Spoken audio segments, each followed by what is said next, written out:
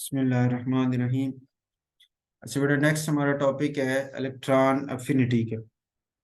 Last हमने discuss किया था आयनाइजेशन एनर्जी को।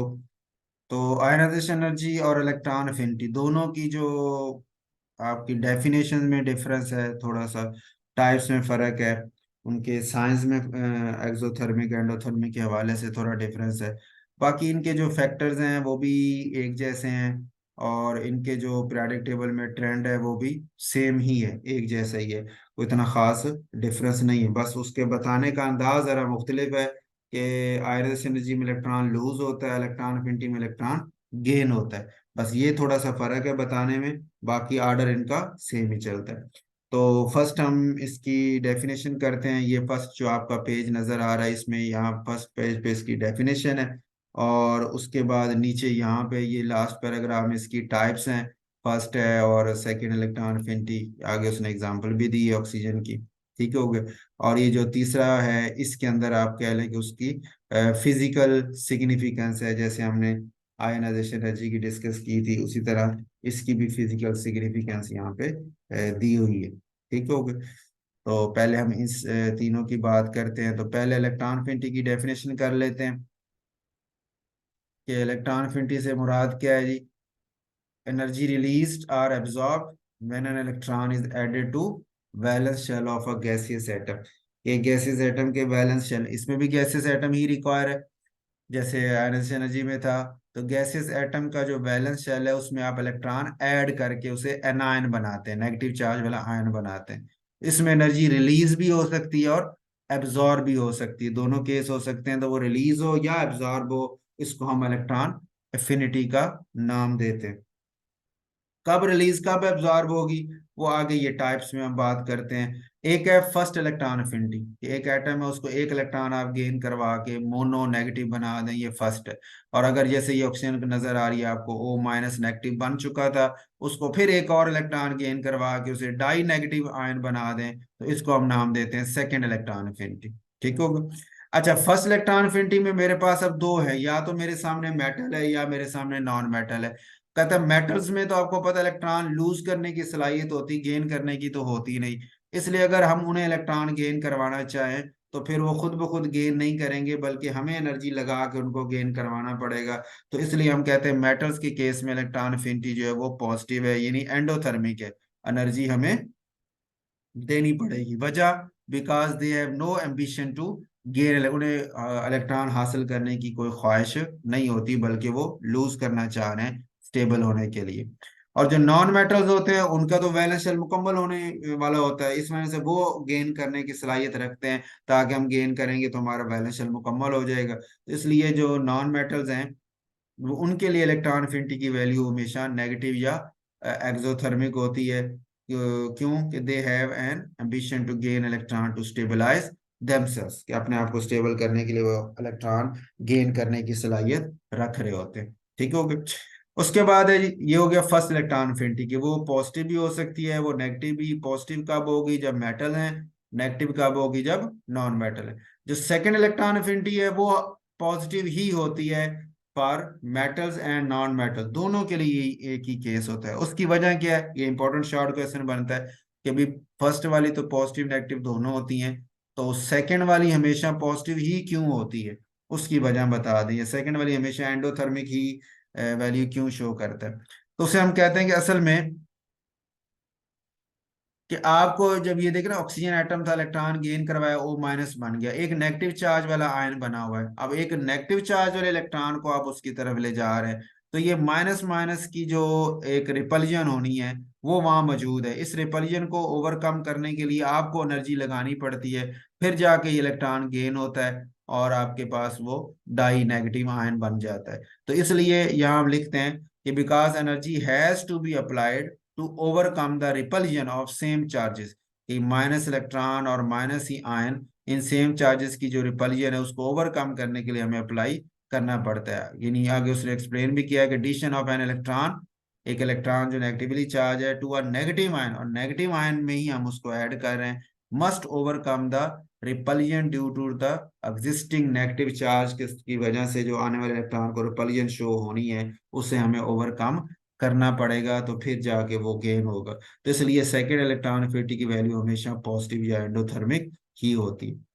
फिजिकल सिग्निफिकेंस में एक पॉइंट तो हम ये बताएंगे कि जी इलेक्ट्रॉन एफिनिटी की, चूंकि वो बात कर रहा होता है इलेक्ट्रॉन को गेन जब करवाते हैं तो उस वक्त जो वैल्यू निकलती, तो इसकी वैल्यू फिर हमें इंफॉर्मेशन दे सकती है कि इस एटम की इलेक्ट्रॉन गेन करने की सलाहियत कितनी है, ठीक हो गया, या एक्सेप्ट करने की सलाहियत कितनी है इसके पास। या दूसरा ये है कि measurement of the attraction of nucleus of an atom for the extra electron, कि वैलेंस शेल के ऊपर न्यूक्लियस की अट्रैक्शन कितनी है, जितनी ज्यादा होगी उतना वो एक्स्ट्रा इलेक्ट्रॉन गेन करने की सलाहियत भी उसकी ज्यादा हो जाएगी। और अगर वो न्यूक्लियस की वैलेंस शेल के ऊपर अट्रैक्शन ही कम है तो फिर नया इलेक्ट्रॉन, पिछलों को बड़ा उसने यानी लूजली बाउंड किया हुआ, तो नए को गेन करना फिर मुश्किल हो जाएगा। दूसरी बात है ऑक्सीडाइजिंग पावर की। आयनाइजेशन एनर्जी की जब हमने बात की थी तो वहां हमने वर्ड यूज किया था रिड्यूसिंग पावर का।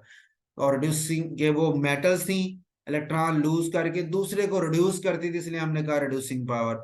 अब यहाँ पे इलेक्ट्रॉन एफिनिटी, इन्होंने इलेक्ट्रॉन गेन करना है, तो जो गेन करेगा तो वो किसी दूसरे को लूज करवाएगा तो गेन करेगा ना। तो जितनी जिसकी गेन करने की सलाहियत ज्यादा होगी उतनी वो दूसरे से लूज भी जल्दी करवाएगा। तो इस वजह से हम कहते हैं कि ऑक्सीडाइजिंग पावर जो है वो इलेक्ट्रॉन एफिनिटी के डायरेक्टली प्रोपोर्शनल है। जितनी ऑक्सी आयन इलेक्ट्रॉन एफिनिटी की वैल्यू ज्यादा होगी, ऑक्सीडाइजिंग पावर भी ज्यादा होगी, ठीक हो गया। इसका मतलब एटम जो है वो इजीली इलेक्ट्रॉन गेन कर लेते हैं और दूसरों को ऑक्सीडाइज कर लेते हैं।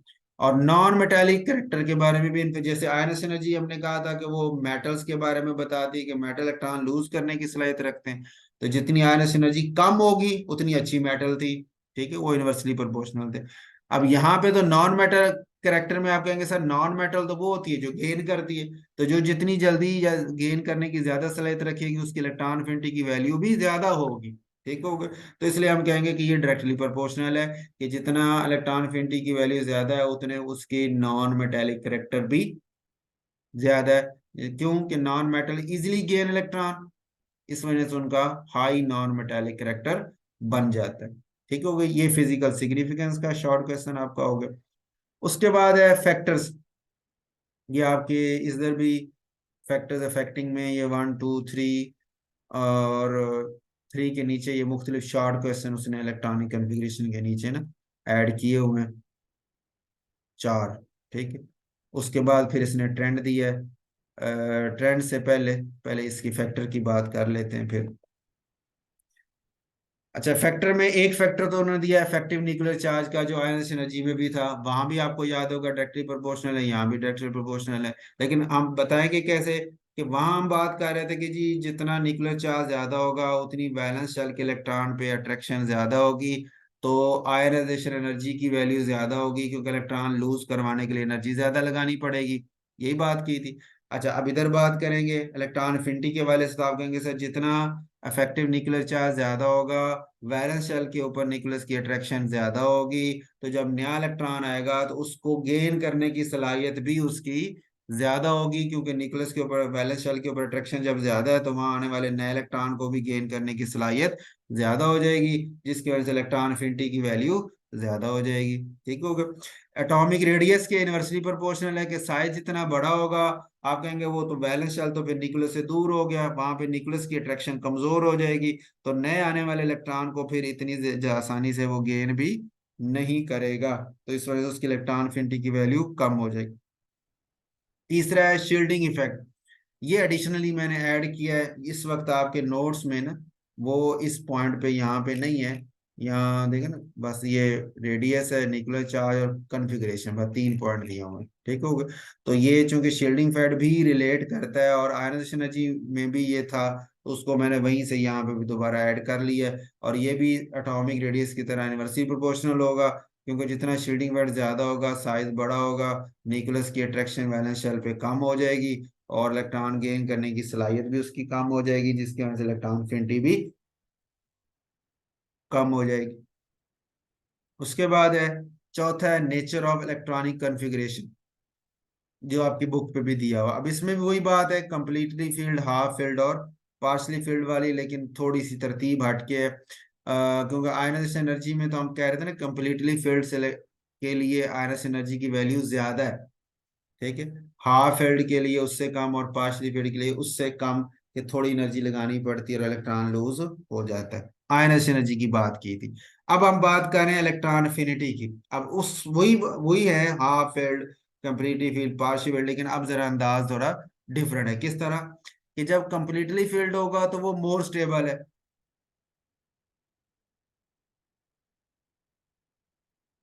तो उसके लिए फिर हमें एनर्जी रिक्वायर टू, इसमें थोड़ा चेंज होना चाहिए, ये मैंने मेरे ख्याल से चेंज करना है, इसको रह गया। आप लिखेंगे कंप्लीटली फील्ड सब शेल जो है वो ज्यादा स्टेबल है। ज्यादा स्टेबल का मतलब ये है कि अब आप उन्हें जब उसे एक्स्ट्रा इलेक्ट्रॉन देंगे ना, इलेक्ट्रॉन एफिनिटी के लिए, तो हमने गेन करवाना ना, तो जब आप उसे गेन करवाएंगे तो एक नया ऑर्बिटल शुरू होएगा, तो वो उसके लिए कम स्टेबल स्टेट है। ठीक होगा। आप completely filled subshell is more stable, तो यहाँ लिखेंगे नॉट इजीली गेन इलेक्ट्रॉन, आसानी से इलेक्ट्रॉन गेन नहीं करेगा, बिकॉज स्टेबिलिटी इज लॉस्ट। ठीक है, क्योंकि वो पहले स्टेबल है, उसे देंगे तो अब वो एक नया शेल शुरू होना है, नया ऑर्बिटल शुरू होना है, या नया शेल का ऑर्बिटल होगा, या उसी शेल का ही नया ऑर्बिटल शुरू होना है, तो उसके लिए जो है ना वो गेन करना वो नहीं करेगा कि यार मैं तो अनस्टेबल हो जाऊंगा, अभी मैं पहले ज्यादा स्टेबल शक्ल में हूँ। ठीक है, तो वो इतनी आसानी से गेन नहीं करेगा, तो इलेक्ट्रॉन एफिनिटी की वैल्यू उसकी कम हो जाएगी। ठीक है, लो एनर्जी दे। अच्छा, इसी तरह जो हाफ फील्ड है वो भी आपको पता था स्टेबल है। ठीक होगा, तो वो भी इलेक्ट्रॉन गेन तो करेगा, अगर आप उससे करवाते हैं तो वो भी इतनी आसानी से गेन नहीं करेगा। ठीक होगा।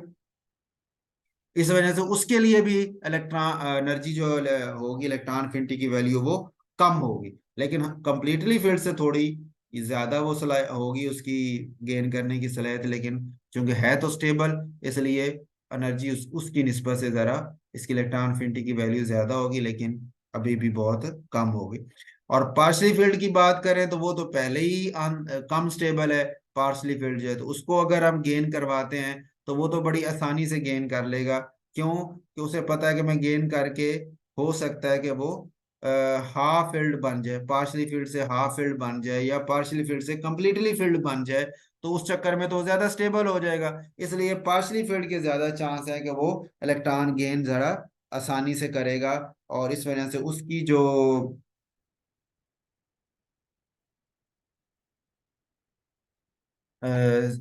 इलेक्ट्रॉन एफिनिटी की वैल्यू है वो ज्यादा होगी। तो जुमला आपका ये बन जाएगा कि इजीली गेन इलेक्ट्रॉन, ये गेन इलेक्ट्रॉन आसानी से करेगा। क्यों?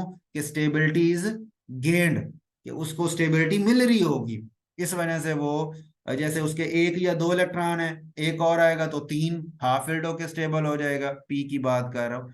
इसी तरह अगर उसके पास चार या पांच है, एक और मिलेगा तो छह होके वो ज्यादा स्टेबल हो जाएगा, कंप्लीटली फिल्ड होके, इसलिए वो इलेक्ट्रॉन एफिनिटी की वैल्यू ज्यादा रख रहा होगा। इसी को इस तरह उसने एग्जांपल में बात किया, ये आपके अलग शॉर्ट क्वेश्चन भी मैंने बनाए हैं कि ग्रुप 2A जो है, इसकी जो इलेक्ट्रॉन एफिनिटी की वैल्यू है वो कम है। ठीक हो गया। 5 की भी कम है, 7 की सबसे ज्यादा, और 8 की भी कम है। तो यानी जो अब नॉर्मल बिहेवियर है, दूसरा, पांचवा और आठवां, ये तीन शो करते हैं। अगर आप इसकी वैल्यूज में देखें ना, tan थीटा की वैल्यूज यहाँ दी थी, ये देखें ना, तो इसमें देखें ना, पहला ग्रुप है, पहले के बाद अब पीरियड में जिस तरह आयरन एनर्जी लेफ्ट से राइट इंक्रीज होती है, ये भी इंक्रीज है। ग्रुप में जैसे आयरन एनर्जी डिक्रीज होती है, इलेक्ट्रॉन एफिनिटी भी डिक्रीज होती है। लेकिन अगर जरा आप ट्रेंड देखें ना, कि यहाँ 0.6 से जीरो हो गई है, यानी लेफ्ट से राइट इंक्रीज होनी चाहिए थी, ये डिक्रीज हो गई है, तो ये एक दूसरे ग्रुप वाले अब नॉर्मल बिहेवियर हो गया, नॉर्मल से हट गया। इसी तरह जब अब चौथा के बाद पांचवें की ज्यादा होनी चाहिए थी, लेकिन पांचवें की चौथे से कम हो जाती है, पांचवें ग्रुप वाले मेंबर की चौथे से कम हो जाती है, फिर हम कहते हैं कि ये वजह के वो एक अब नॉर्मल बिहेवियर इसमें आ गया। ठीक हो गया। इसी तरह सातवें के बाद आठवें की ज्यादा होनी चाहिए थी, लेकिन आठवें की कम हो जाती है। ठीक हो गया, तो ये भी एक अब नॉर्मल बिहेवियर आ गया। तो ये दूसरा ग्रुप 2A हो गया, 5A पांचवा ग्रुप हो गया, और 8A आठवां ग्रुप हो, ये तीन ग्रुप्स जो है वो अब नॉर्मल बिहेवियर शो करते हैं इलेक्ट्रॉन अफिनिटी की वैल्यूज के अंदर। और ये जो सातवें ग्रुप वाले हैलोजेंस हैं, इनकी इलेक्ट्रॉन अफिनिटी की वैल्यूज किसी भी ग्रुप में देखें तो सबसे ज्यादा है, क्योंकि उनका वैलेंस शेल मुकम्मल होने जा रहा होता है, एक इलेक्ट्रॉन उनको चाहिए होता है, तो बड़ी आसानी से गेन करते हैं और ज्यादा स्टेबल हो जाते हैं। इस वजह से एनर्जी हमें काफी लूज वो करते हैं, लॉ अभी निकालते हैं, हीट एक्सोथर्मिक होते हैं। अच्छा, अब हम एक्सप्लेन करने जा रहे हैं कि भाई 2a जो एबनॉर्मल बिहेवियर क्यों शो कर रहा है, क्यों? Because of stability of completely filled s orbital of balance shell.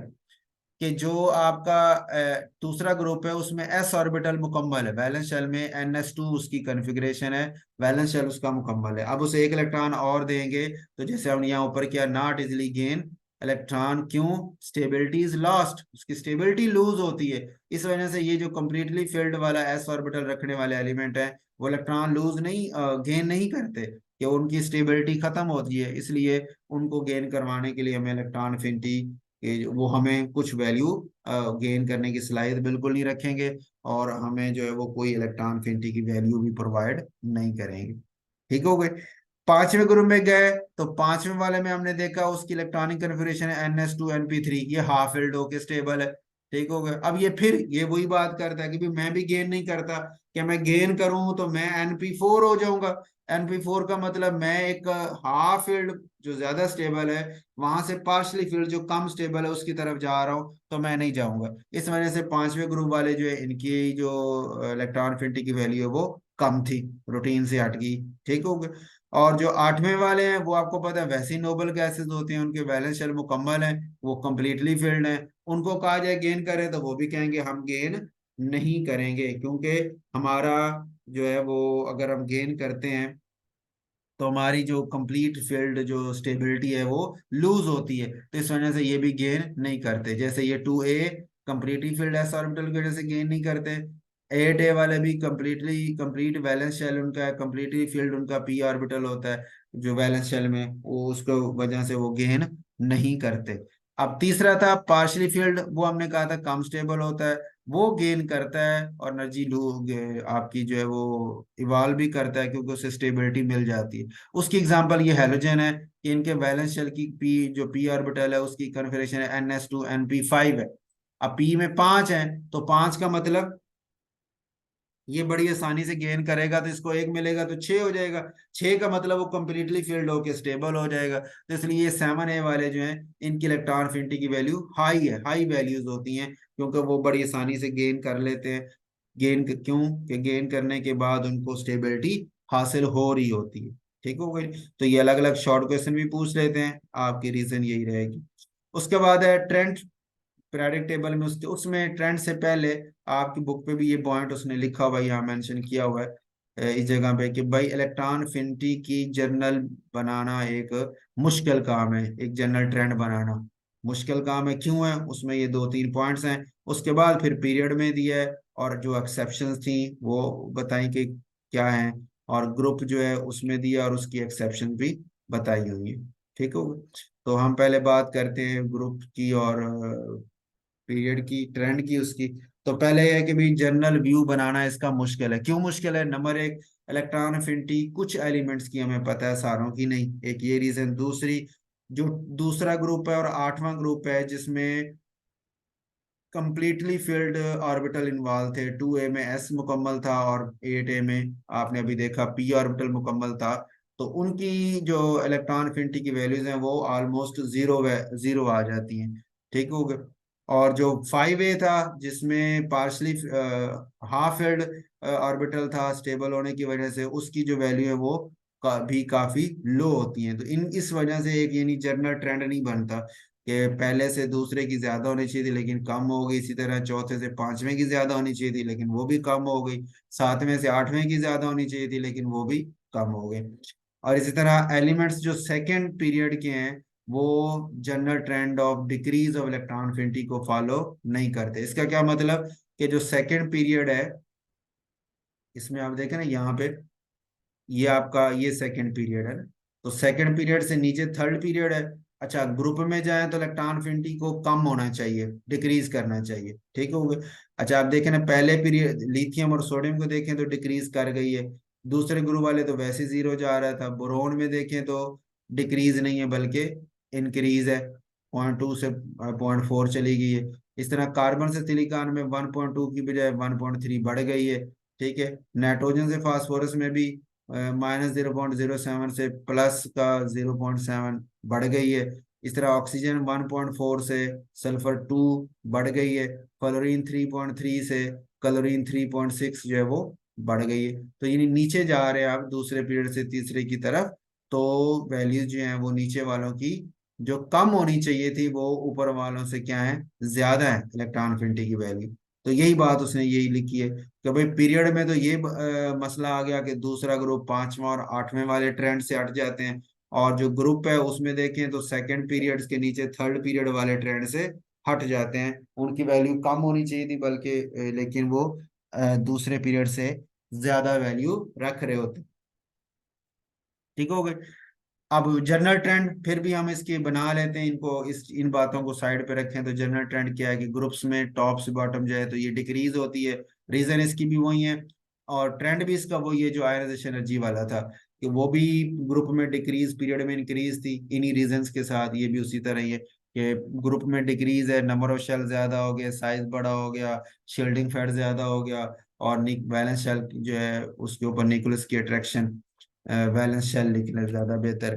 Valence shell के ऊपर न्यूक्लियस की अट्रैक्शन जो है वो कम हो गई है, जिसकी वजह से अब वहां से आपको अ, इसका इलेक्ट्रॉन जो है वैलेंस अट्रैक्शन कम होने का मतलब ये कि अगर वहां नया इलेक्ट्रॉन आएगा तो न्यूक्लियस उसको आसानी से गेन नहीं करेगा। इस तरह पीरियड में ये इंक्रीज होती है लेफ्ट से राइट, क्यों कि इफेक्टिव न्यूक्लियर चार्ज जो है वो इंक्रीज हो रहा है, रेडियस एटॉमिक रेडियस डिक्रीज हो रहा है, और increase in nuclear attraction on valence shell. Valence shell के ऊपर न्यूक्लियस की अट्रैक्शन भी ज्यादा हो रही है, तो वहां अगर आप एटम को गेन इलेक्ट्रॉन गेन करवाएंगे तो आसानी से गेन कर लेगा, और इलेक्ट्रॉन एफिनिटी की वैल्यू उसकी ज्यादा आ जाएगी। अच्छा, यही बात ना ये वैलेंस शेल वाली इधर भी हमें करनी चाहिए, कि यहाँ पे हम लिखते हैं कि ऑन वैलेंस शेल वाला पॉइंट ज्यादा बेहतर लगता है। आयनस एनर्जी में इलेक्ट्रॉन वाला पॉइंट ठीक था, तो यहाँ पे शेल वाला पॉइंट बेहतर लगता है।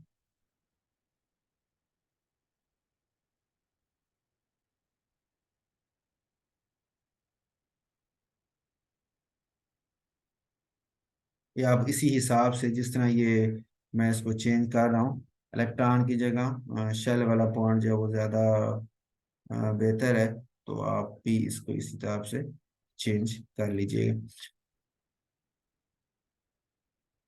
ठीक हो गई। उसके बाद आ जाए जी एक्सेप्शंस पे।